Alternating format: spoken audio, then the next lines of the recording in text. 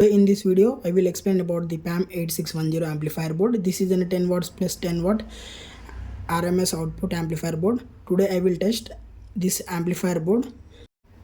So for sound testing, I taken to the speakers, connect the speakers.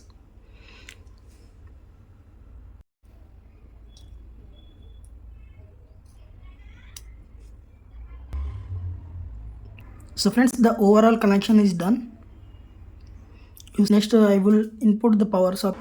So friends, this is an 12 volt output, so I can directly connect directly.